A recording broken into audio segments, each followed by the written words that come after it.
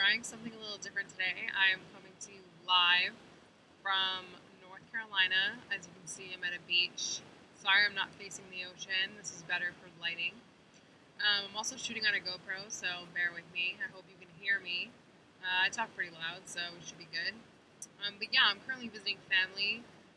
My parents moved to the beach town that we spent 15 years coming to every summer. Interestingly enough, we always came in late August when the energy shifted from Leo to Virgo, and we just collectively had the eclipse axis last year change from Virgo in Pisces to Leo and Aquarius, and we just obviously had two eclipses. And I really wanted to reflect on that today, as well as tell you guys about some new stuff I have cooking, but I'll save that to the end. So if you're interested in the giveaway I'm doing and the new service I'm launching, stay tuned, because I'm going to give all that information at the end. And you've already heard about it if you follow me on Twitter, Instagram, @_spiritual siren. You guys always get the exclusives. But anyways, I'm here in a very nostalgic spot. I spent a lot of summers here soaking up this energy and being in this very, very place, communing with the water.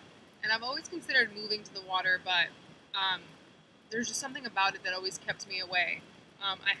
Before I even did tarot or did any type of spiritual work, the first reader I ever went to told me that I would want to live by the water. And then every time I tried to move there, I had an issue, different parts of the water. And then I had a reader tell me, or rather an automatic writer, tell me that I've experienced a lot of trauma around water. And this brings me to how I'm going to tie in the eclipse energies and what I feel we're all going through collectively, especially the divine feminine, as that's more what I'm tapped into. Not that I'm not tapped into the divine masculine, but I'm speaking more probably to the women that are watching. I had a past life regression here in North Carolina at Spirit Quest with Lisa Ann, who was amazing. So if you are in this area, if you are in the Brunswick County or Myrtle Beach area of South Carolina, please, please, please look up Spirit Quest. I'll put her link in the description box.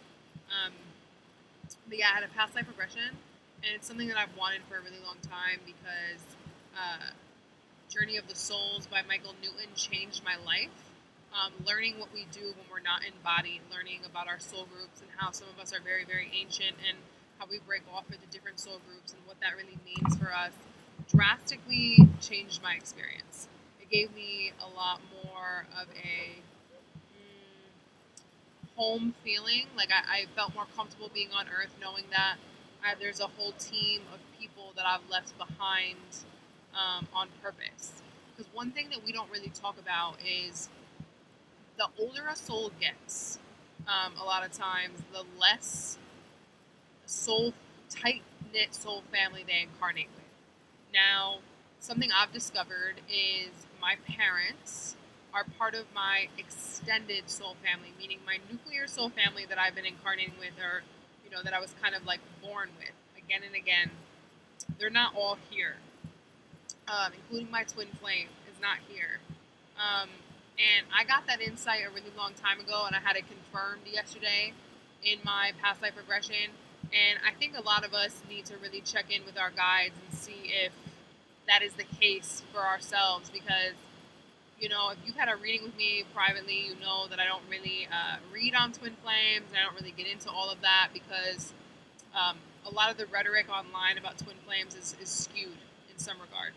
So, twin flame, when only one of you incarnates, you're actually in a much more empowered place in the sense that you have established that you two want to stay in full union without the human messiness, right? Because as humans, we can't help but be messy. We can't help but be dramatic. We can't help but involve some type of romantic intensity and sexual feelings and all of this stuff. P.S. You guys love my sunglasses. I can't see in the sun. I don't know if I stared into the eclipse too hard in August, but I get floaters now, and like intense light makes like my vision like really twinkly. Or maybe, this is just another ascension symptom. We'll never know since the eye doctor said my eyes are fine. But anyways, so yes, I met my other half, if you will, my twin flame, John, yesterday. He came through in my past life regression because Lisa has an awesome method where she takes you through a childhood memory, and then it's the most significant past life affecting your current life right now, and you go through that whole life, and then you go back to the other side to your soul family, to home, and you get messages from everyone that you need to. And something Michael Newton talks about in Journey of the Souls is that the older a soul is, the less he's greeted at the crossover, and also the faster that someone crosses over. So before she could even fully pull me out of my past life, one of my guides came through and started like nudging my soul, like, you know, I visualized it as human bodies, but they nudged me and they said, "You didn't say something again," and started joking with me.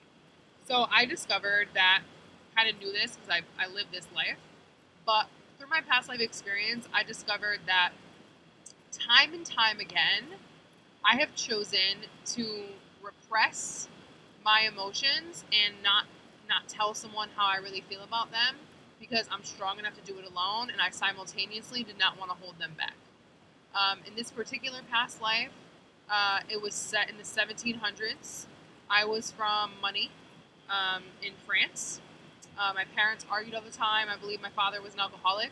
A lot of you know I got sober this year. So I was an only child, and I was a girl, and I don't think my father really liked me very much. And my mother was just so irritated with my father not accepting me that she just kind of was always up his butt. I spent a lot of time alone. And I often went into town hiding my identity. I would wear different things so that people wouldn't know who I was because I was very embarrassed of my family, and I didn't want to be associated with the things that they did. So, you know, they had maids, and I don't think they really had slaves per se because that was more 1800s, but, you know, who's to say? But anyways, through the past life, I met, apparently at that time, the love of my life in a tavern. He was a pirate. He was a pirate. He was very tan skinned from somewhere in the Mediterranean, either very, very northern Africa or like Sicily type of area. He was, you know, in town because, you know, he had just come in to port to have a drink before he went out again. And I met him when I was 17, and I gave birth to his son when I was 20, and he wasn't there. I gathered that, I think I told him about our son, but I told him that he offered to stay and be with me because my parents had found out and they disowned me for that. You know, because I wasn't supposed to be with him. He was not a part of my class system and all these things. And I told him, no, go. You know, you're a pirate. You're supposed to be at sea. That's where you belong. And then he never came back because he died at sea in a storm. And I had his handkerchief, and I kept his handkerchief my whole life. I died with it. I died of some type of upper respiratory condition. I kept seeing myself coughing up blood into a napkin, or into that handkerchief rather. And I would stand by the docks and mourn him. And even though I'm sure it wasn't there in real life, I kept seeing a black flag flying at half-mast, and black flags are the flag of the pirate. And I thought I was just being silly at first, thinking he was a pirate, and I had to do some research to affirm that the 1700s was indeed actually the largest era, like the golden era of piracy. So I raised our son alone, and I moved from this very like prestigious home to a much more modest, kind of like a cabin in the countryside. And I kind of just, one of the last scenes that really bothered me, or touched me, if you will, is I was maybe in my 50s, and my son was like, you know, 20s, outside getting firewood. and I was sitting in front of the fire in a rocking chair, and I was staring into the flame. And it's so funny because I do this with candles now. I scry candles that way. I was staring into the flame, and I just kept saying, "Is this it? Like, is this all that I had set up for myself in life? Like, did I really come to this planet, and this is all I did?" And not very long after, I saw myself in a bed, like I said, upper respiratory condition, maybe tuberculosis, something like that. My son and his wife at my bedside, and I passed away. And like I said, the first thing my guide said to me when I crossed over was, "You didn't say something again.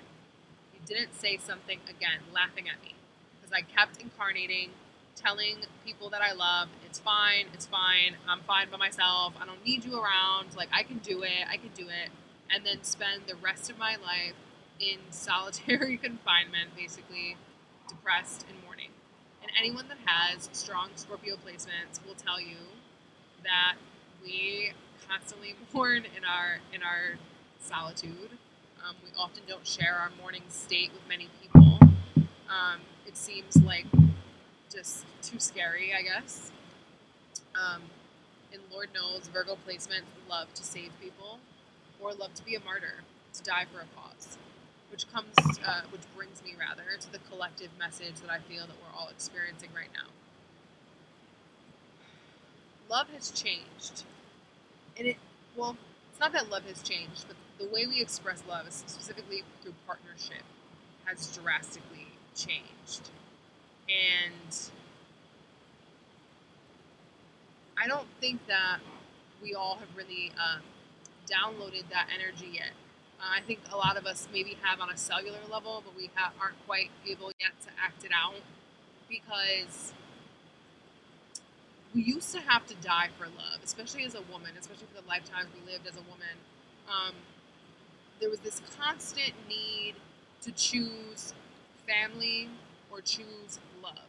And this happened to men too, because, in all the centuries where we had caste systems, which there still are places on this planet that have caste systems, but through all the centuries of caste system, life and bloodlines and protecting the monarchy and things like that,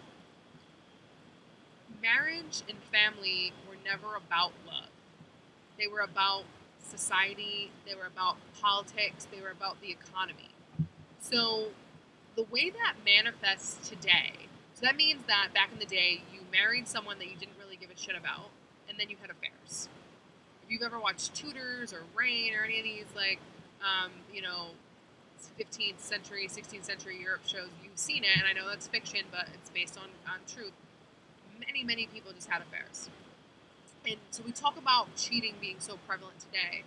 Not that I'm okaying this at all, but it's actually very common, and it's been happening for a long time, because people used to not marry for love, and I think that still happens today. It's just not as prevalent, and they're not for the same reasons. But people still have that ingrained in them.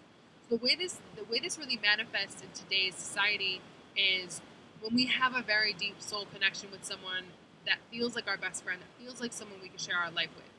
We classify that person as someone that is not up to standard, if you will, with a label, right? So we get into these scenarios where we won't label a situation, because previously, in past lives, when we labeled something, we could get killed for it, okay? Like, oh, I'm supposed to marry someone of this class or this status, and we still see this happen. This can be as simple as, like, oh, your parents are Republicans, and, you're a Democrat, and, you're very free, and you're afraid that if you bring home someone that's very, like, left-wing and maybe, blue collar versus white collar, that they're not going to accept them, and if they don't accept them, they're going to disown you, but not in an extreme format, right? You just be like, oh, you only see them at holidays now. These things happen every single day. They're just not as extreme as they used to be. So we're really in a time and space not only to receive the highest level of empowerment through love that we can, but we're also preparing ourselves to break the mold. So we no longer have to die for love. We no longer have to die and sacrifice ourselves and sacrifice our marriage or sacrifice our money, right? Because oftentimes wealth was generational. the upper class never really like worked for their money. It was just all passed down. So in order to keep that level of security, one had to marry into the system that, you know, was in alignment with that. So like in that lifetime, I ended up taking basically a vow of poverty and aloneness and staying secluded in the woods, and gave up everything to not only not have my lover, but to just, you know, it's like I chose love, but only partially of the way, and I lost everything.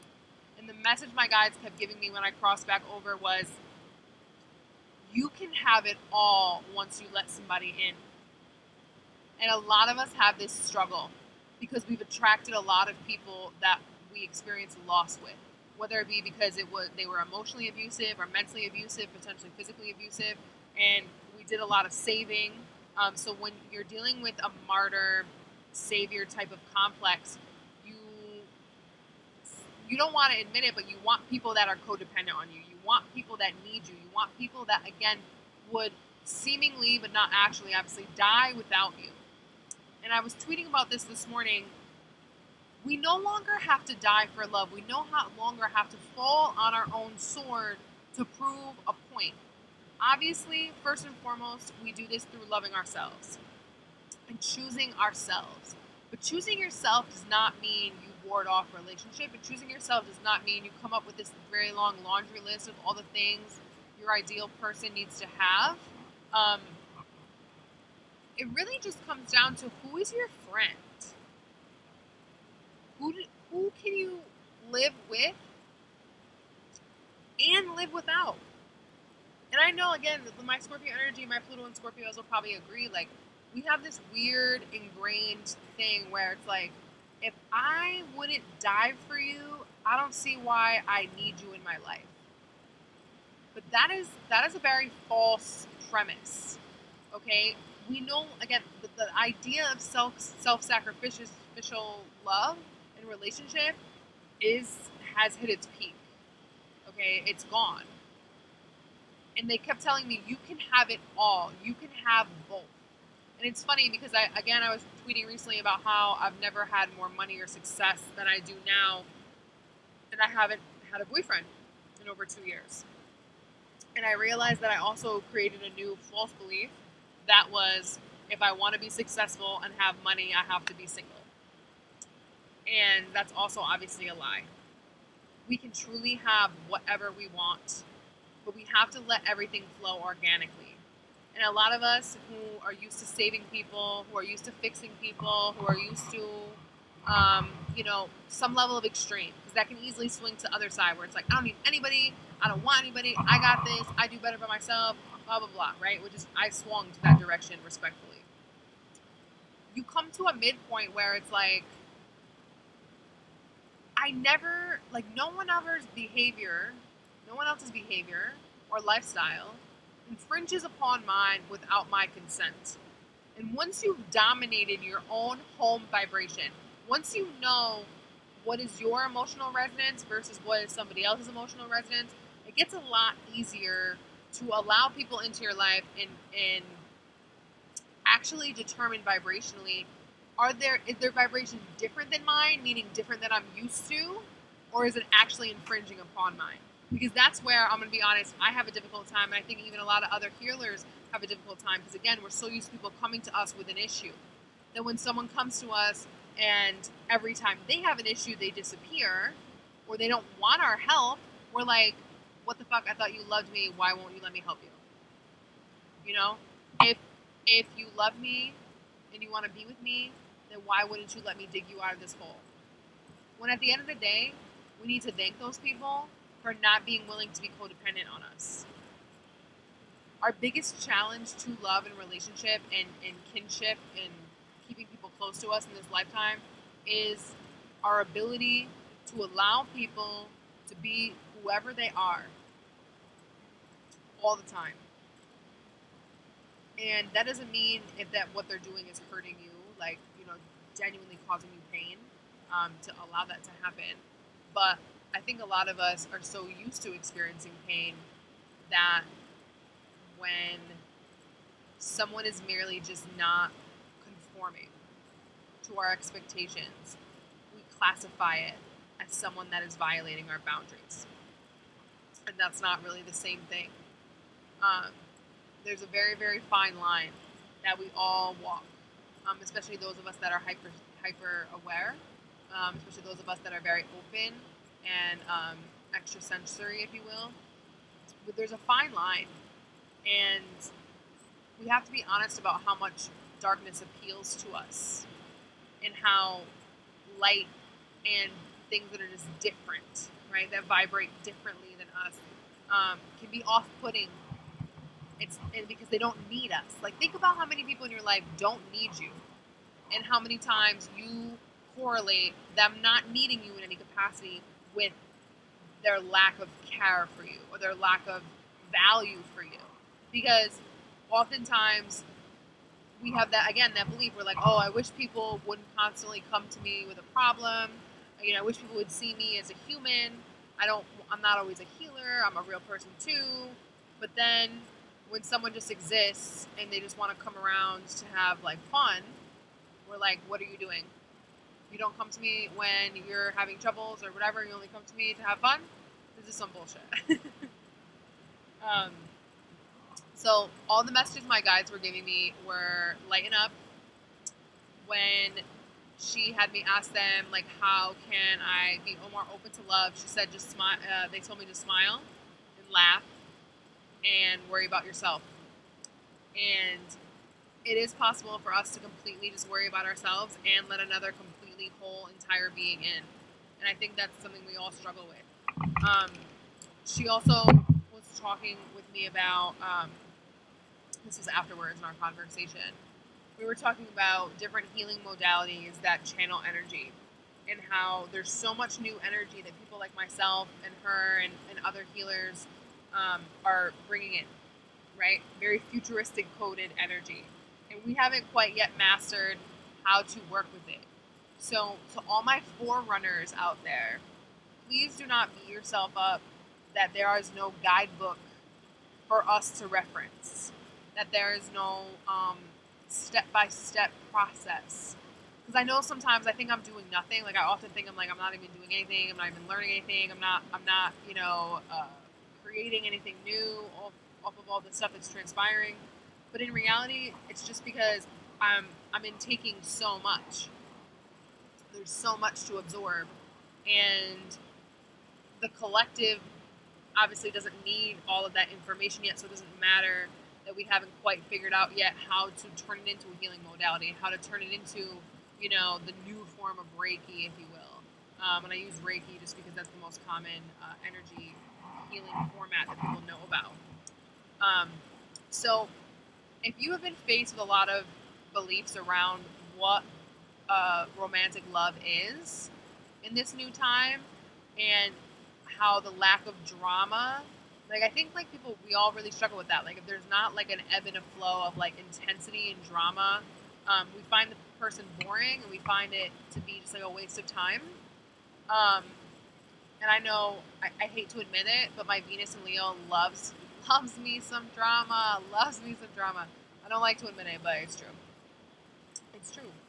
And obviously I'm normally in colder weather at this time of the year, but never ever pass up an opportunity to get out into the sun and to get out into Mother Nature. That is the greatest healer. Just breathing in this air. It's a beautiful thing. I got a lot of other healing modalities done down here. More on the health spectrum, the holistic health spectrum. For those of you that have ever been interested in ionic foot detox, the special foot bath where it draws all the toxins out from your feet, I highly, highly suggest it. Even if you do a clean diet and all these things, like, trust me, you're gonna see some gnarly looking stuff come out into the water. I'm gonna do a post on that. But I want you guys to know that, as always, I am here with you, ebbing and flowing like the rest of us, cresting like Mother Nature, just waiting for my ship to come in. Oh, the irony. But anyways, so really quick about my new service. It is called Siren Gang, and I am so excited about it. It is a monthly subscription through my website. If you go to my website, I'll put the link in the description box. If you go to that link in my website, all the information will be listed there. Sign-ups start February 26th, okay? For $10 a month, you get, it's a password protected section. So only people that pay have access. What it'll do is when you sign up, it'll say you have to be approved. So you'll sign up and then hit the PayPal subscription button. So you'll get charged $10 every month on whatever day you subscribe. So if you subscribe on the 26th, you'll get charged $26 every month. If you subscribe on the 1st, you'll get charged the 1st going forward, okay? And give me up to 24 hours to approve your membership because, you know, I'm only one person. So for the $10, you get $3 off all of my services all the time. So for those of you that are a member, you'll have to email me to book versus going through my system, okay? So $3 off everything all the time. So that means if you're already a client of mine, the tarot tune-up, instead of it being $20 for repeat clients, it's $18. Or no, $17. Well, I can't do math. $17, okay? You could get a 15-minute reading with me for $17. Like, that's a steal. Okay, you also get mid-month readings. So every month on the 10th, I will post the mid-month readings for all of the signs, okay? And again, it will be in a password-protected section that only Siren Gang members can get access to. Then every Sunday afternoon, I will post a written, like blog-style, weekly energy report, okay? Where I'll sit kind of like here, but it'll be verbal, and I'll channel energy and what's kind of we can expect for the week. What else did I put on there? Oh, and then obviously you're a VIP to me, so any event I have coming up, you have first dibs on tickets, you have first dibs on time slots and all things like that. And then as the membership group grows, I will add more perks, but that's what we have right now. Some of you may already know, like this ring right here from Gray Baby Gallery. My girl Heather, she makes beautiful jewelry, and she has sent me a bunch of stuff, and I want to give some stuff away to you guys. So the first 3 people that sign up for Siren Gang, I will mail you a beautiful charm in the mail. I actually think I don't have one with me. I thought I did. But I'll post them on my Instagram. _spiritual siren. You need to follow me on Instagram for this next one, okay?